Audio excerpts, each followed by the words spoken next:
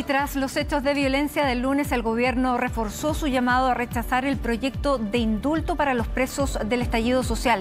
Esa iniciativa está en tramitación en el Congreso y desde el gobierno llaman a retirarla o votarla con prontitud para transparentar posiciones.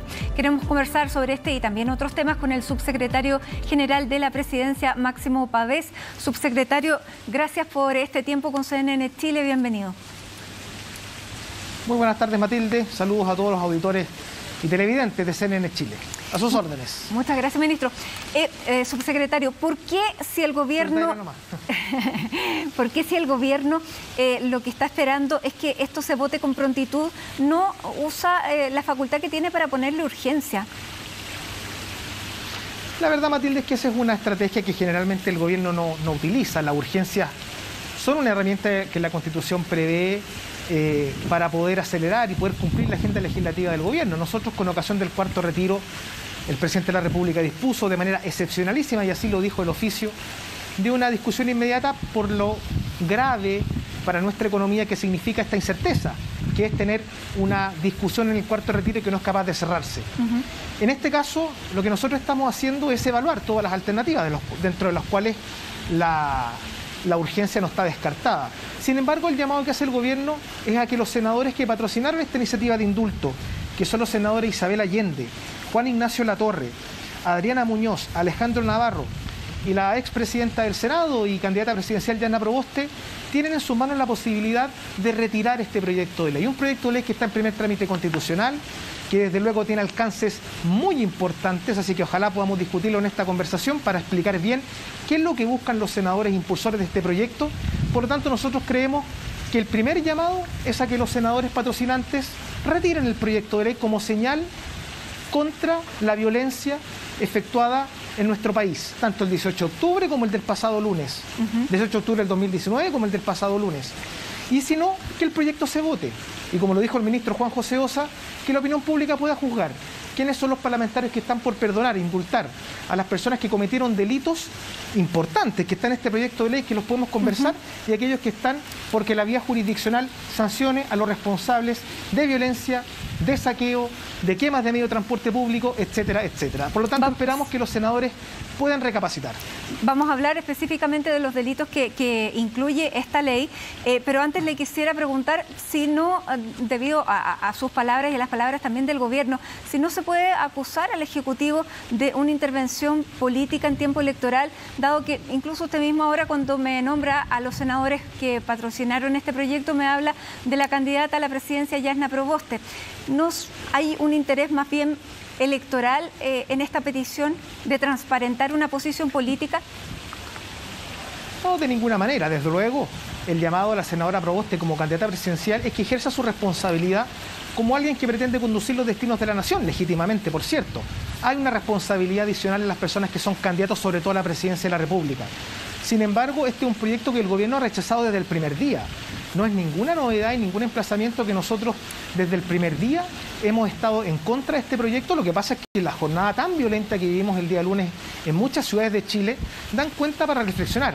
Este es un proyecto que se aprobó con votos de la oposición, 3 votos contra 2 en la Comisión de Constitución, que tuvo un paso por la Comisión de Seguridad, y por lo tanto han habido parlamentarios que han votado a favor, como los senadores Pedro Araya, el senador Juan Chumilla, el senador Alfonso Urresti, y por lo tanto aquí hay mucha responsabilidad de la oposición en la forma que concebimos una ley como esta, que lo que busca es perdonar, indultar, amnistiar, porque los conceptos no son muy precisos, pero todos apuntan a lo mismo, delitos como el incendio, el atentado contra la autoridad, la quema de transporte público, los delitos contra la seguridad interior del Estado. Subsecretario, entonces, era lo que quería preguntarle. El gobierno ha tenido siempre una línea. Porque el mismo senador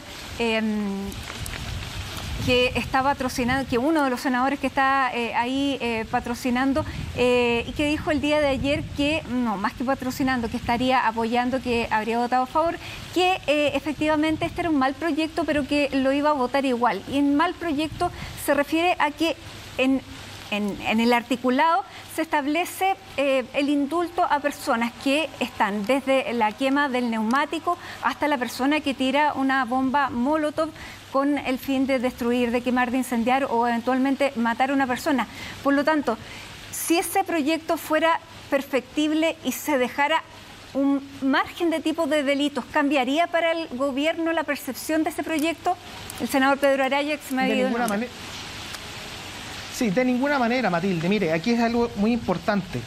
Aquí hay parlamentarios, sectores políticos en Chile que derechamente le dan un relato político a la violencia del 18 de octubre del año 2019, utilizando como excusa de que a partir de eso se produjo un procedimiento constitucional. Es cosa de ver las declaraciones del profesor y constituyente Fernando Atria en una radio, que lo dice clarísimamente. Lo que hace este proyecto, fíjese usted, es beneficiar como indulto general a todos los imputados o condenados.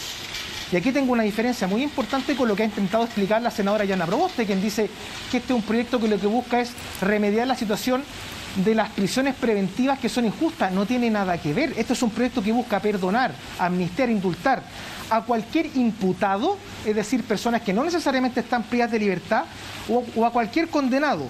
Entre el 7 de octubre, estoy leyendo el texto, aquí está el informe, entre el 7 de octubre, el 18 de octubre, o este levantamiento, este estallido, fue el 18 de octubre. O sea, esto está considerando las evasiones del metro, con una intencionalidad política. Y dice, yo esto nunca lo había visto, hasta el origen, hasta la fecha que da origen a la presente norma. Es decir, hasta diciembre del año 2020. ¿Y qué es lo que dice este proyecto? Que se indulta a todos los delitos ocurridos en protestas, manifestaciones, movilizaciones sociales o con ocasión de ellas. O sea, deja abierto a cualquier manifestación durante prácticamente todo un año. Y se refiere a los siguientes delitos, porque lo que hace el proyecto es enumerar, dicen los artículos, el artículo 268, etcétera, etcétera. Y yo le voy a decir a usted cuáles son los delitos que busca perdonar en el plazo de un año a cualquier persona, condenada o solo imputada. Sí, pero antes de revisar los delitos, subsecretario, le quiero hacer otra pregunta. ¿Cuántas personas estaría, entre comillas, beneficiando si se aprobara esta ley? No tengo el dato específico de cuáles son las personas que están siendo investigadas por los delitos o condenadas. Condenas han habido bastante pocas. Así es. Pero todo lo que signifique, como dice la palabra imputado, ¿quién es un imputado en Chile? Cualquier persona que se le esté investigando un hecho constitutivo de delito. O sea, ni siquiera habla de personas formalizadas ni condenadas. Cualquier imputado, o sea... Porque de acuerdo a la cuenta de la Fiscalía, subsecretario, en un principio fueron más de 800, 900 personas las que estuvieron en prisión preventiva. Considerando todo este año, incluso más de un año. Y finalmente quedan 26 personas en prisión preventiva, 17 de las cuales tenían condenas anteriores. El grupo es reducido. ¿Se pudiera mejorar entonces tal vez la situación de esas personas? Es que yo le quiero hacer la precisión. Vamos a lo conceptual.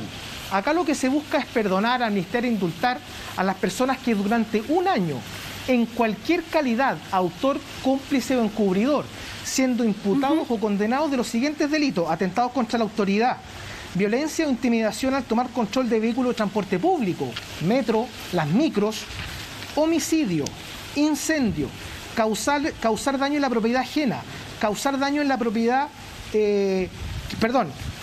contraer normas de autoridad dictadas para conservar el orden público, evitar que se altere todas las normas de la Ley de Seguridad Interior del Estado. O sea, este es un proyecto que jurídicamente no solamente es impreciso, que tiene claras motivaciones políticas. Y por lo tanto, si usted quiere acortar, usted podría decir que aquellas personas que están condenadas por aquellos delitos que están ocurridos o con cierta certeza jurídica en un periodo corto de tiempo. Pero lo que hace este proyecto es simplemente validar la violencia como método de acción política. Y lo han dicho otras personas también, como Fernando Atria, ¿no? Que él dice que en el fondo la violencia del lunes, de hace 2 días atrás, es distinta a la del 18 de octubre del 2019, porque se abrió un camino hacia la nueva Constitución. Eso da cuenta que en el fondo para muchos sectores la violencia es un método de acción política para generar cambios institucionales. Y el gobierno desde el día 1 ha estado en contra de esa postura. Y por eso que hay que recordarle a la opinión pública que el acuerdo del 15 de noviembre era un acuerdo que era un acuerdo por la paz y por la nueva Constitución.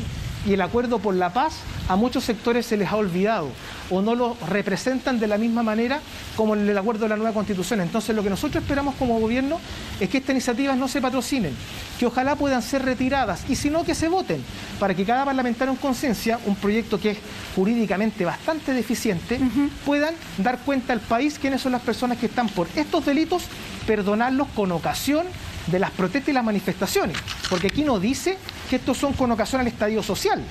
Esto puede ser cualquier protesta que se puede dar en ese ámbito. Entonces, lo que yo es le un decía proyecto al mal subsecretario construido. es que por los datos de la Fiscalía, considerando todos esos delitos y todo ese tiempo, solo las personas que hoy están en prisión preventiva son 26. Por eso él hacía como la precisión. Pero más allá de eso, da lo mismo, porque usted va al fondo de lo que es el proyecto, que son la descripción de los delitos.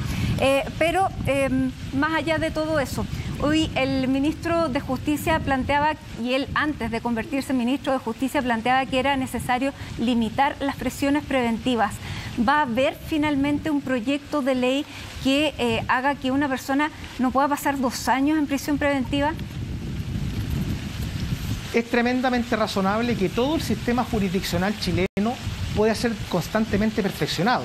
Nosotros tenemos una reforma del Código de Procedimiento Civil que vamos a impulsar dentro de los márgenes posibles, y también el ministro de Justicia tiene en carpeta no solamente el estudio del nuevo Código Penal, sino también reformas al proceso penal. Nosotros obviamente vamos a hacer todos los esfuerzos para perfeccionar las materias procesales, todo lo que podamos alcanzar con nuestro gobierno. Yo no le puedo asegurar ahora si es que durante esta ley va a significar que se acorten las prisiones preventivas, y en cualquier caso de prosperar una legislación de esa manera se aplica hacia el futuro. Por lo tanto, acá las personas que obviamente se encuentran en una situación de prisión preventiva o de investigación penal, ese tipo de norma no va a ser beneficiada. Pero lo importante, Matilde, es que acá no hay un problema en este proyecto, como lo ha dicho la senadora Proboste, respecto a las prisiones preventivas. Acá hay un proyecto que lo que busca es validar la violencia con delitos delicadísimos, incluyendo los de la Ley de Seguridad Interior del Estado, en un contexto y en un espacio de tiempo muy grande, lo que da cuenta que en el fondo es un proyecto mal concebido, con modificaciones políticas, y que lo que hace es avalar la violencia. Por eso nosotros como Ejecutivo pedimos que, más que condenar la violencia a través del Twitter, a través de un like en Instagram, las autoridades que plantearon este proyecto de ley den una señal al país de rechazo a la violencia. ¿Cómo? Retirando el proyecto de ley. O si no, votándolo y ojalá rechazando la idea de legislar. De esa manera creemos que se cumple el objetivo concreto, que es discrepar de aquellos elementos que son las legítimas manifestaciones de ideas en el ámbito del derecho constitucional a reunión, de aquellas personas que en el fondo validan expresiones de violencia, como la quema, como el saqueo, y que están acá. Recordemos que incluso hay parlamentarios como Gabriel Boric que votaron en contra de normas como la ley antisaqueo. Tenemos que seguir avanzando, y tengo que preguntarle sobre la acusación constitucional, porque hoy día el diputado Leonardo Soto dijo que había una estrategia deliberada por parte del gobierno para entorpecer el trabajo de esta comisión e impedir que personas que están hoy día en funciones de gobierno o exfuncionarios no colaboren con esta comisión. ¿Qué se responde? O sea, a ver, los parlamentarios que son parte de la comisión, ellos tienen los mecanismos para poder invitar a todas las personas que ellas quieran. Esto no es una comisión investigadora en las cuales, las autoridades de gobierno tienen la obligación de concurrir por ley. Esto no es un proceso judicial, esto no es una orden que emana de un tribunal de justicia para dar una prueba de testigo. Esta es una opinión respecto de si el presidente de la República infringió o no determinadas normas constitucionales.